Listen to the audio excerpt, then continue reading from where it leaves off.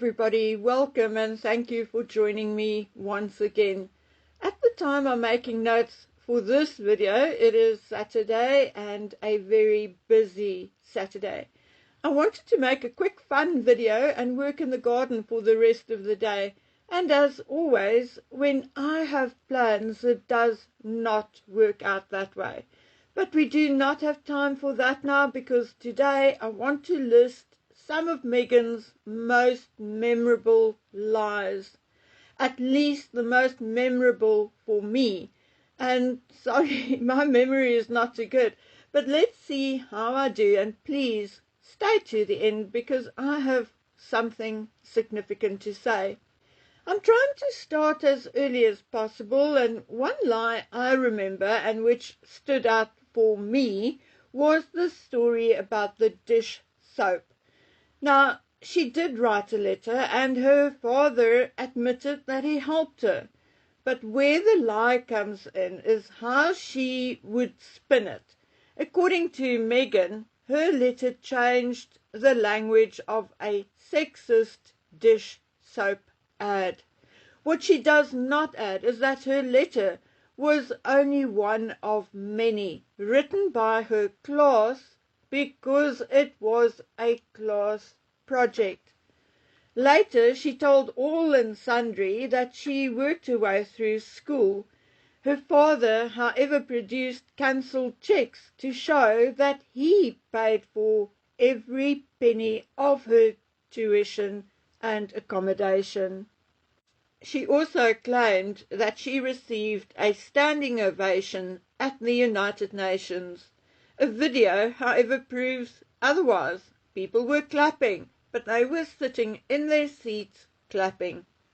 She said she had given up everything for Harry, but in reality she was nearing her 40s, was a bit part actress in a cable network show, who was being written out of the series anyway, a series which was slowly coming to an end.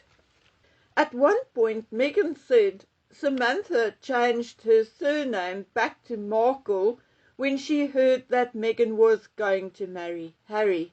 But Samantha produced documents as well as her diplomas to prove that she had done so in 1997 already. Meghan said she knew nothing about the royal family and in particular Harry. However, she and Nanaki Priddy were photographed in front of Buckingham Palace when they were teenagers. She was also gifted a book on Diana, and she also watched videos on Diana's wedding and her funeral. William and Harry were also on almost every cover of every teenage magazine for many, many years. So why or how could she not know about Harry? Is she sick, deaf, dumb, or blind, or all four? Also, she admitted to knowing Misha Nunu and Princess Eugenie long before she met Harry. So how could she not know about Harry? Oops, I forgot. She's a liar. They got married 3 days before they got married at Kensington Palace. Just them and the Archbishop, except that that is not legal, and the Archbishop did make a statement that it would not have been legal, and that he legally filed the union on the day of the so-called spectacle for the world. She could not get help when she wanted to unalive herself. Her husband, her brother-in-law, her sister-in-law, and her husband's grandfather could have and would have arranged for help for her. Instead of that, she was all smiles clinging to her bump at Cirque du Soleil. It was actually Harry who looked like he was going to vomit. Do I need and remind you that it was William, Catherine, and Harry who established Heads Up, and Prince Philip's own mother who suffered from mental illness, and it was Prince Philip who helped Diana and convinced her to seek help. You know, there are so many lies. The royal family took her keys and passport. That is a lie, because she went on numerous private trips during her time in the monarchy. Her baby shower in New York, for one, to visit her mother in August after the wedding, etc., etc. How on earth did she get through customs without her passport? Archie wasn't made a prince because of his skin color. A total lie.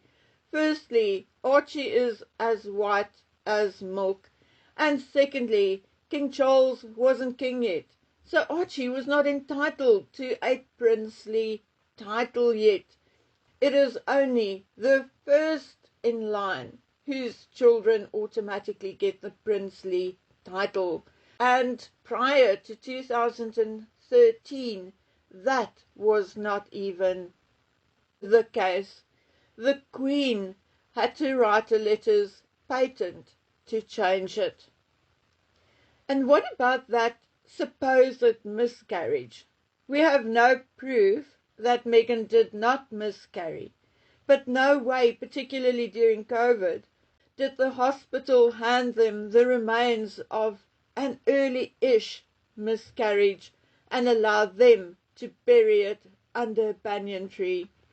Oh, and remember Meghan's story about Archie being nearly killed in a house fire in South Africa. All rubbish. Her lie about not knowing how to curtsy when years before she did a perfect curtsy in Suits. And Sarah, Duchess of York, allegedly also gave her a crash course before she met the Queen. There'd been so many other lies since then. Somewhere on the internet was a list of most of Meghan's lies since she entered the monarchy, but I just can't be bothered to go look. But I know that number one, the lies on the list are there because the ones on the list are all verifiable. And I think the last time I looked, it was either number 119 or 129. That is how far this person got with the list. Now, an unknown fact is that the children of a narcissist would or could most likely become pathological liars. Some would start lying to keep themselves from being humiliated by the narcissist. They may lie because they are eager to please the narcissistic parent. They don't trust the narcissist. Or they would start lying because they are afraid of being punished for whatever. So instead, they lie and they tell the narcissist what they know the narcissist wants to hear. And it finally or eventually ends up being a rather long list as to why a child of a narcissist would or could possibly turn into a pathological liar. So I wonder which one of Meghan's two children do you think will become the habitual liar? Take a guess. Any one of them are, however, a victim of Meghan's narcissism and constant lying. If I look at the dynamic between Meghan and her children, I may be wrong, but I think Archie may be the guy who becomes the pathological liar. And I'm saying that because he seems to be the most eager to try and please Meghan. Now, because of Meghan being such an untruthful person, I have this obsession about trying. And I mean, I can only do what I can do, okay? But I'm trying to be as truthful as possible when talking about Meghan, because two wrongs do not make a right. And I'm starting to despise people who are presenting ridiculous stories as the truth, because they care more about the untrue, sketchy stories, clicks and views than the actual truth. So instead of being on the up and up and trying to get justice through the truth, they start to embarrass themselves and all Meghan and Harry truth seekers who want justice by coming up with stories that they themselves know cannot be true. Okay guys, that is enough for this video. As you can hear, I have a sore throat and a wonky chest. Cough, cough. So instead of carrying on and on and on, let me say goodbye for now. Please take good care of yourselves and stay safe. Bye.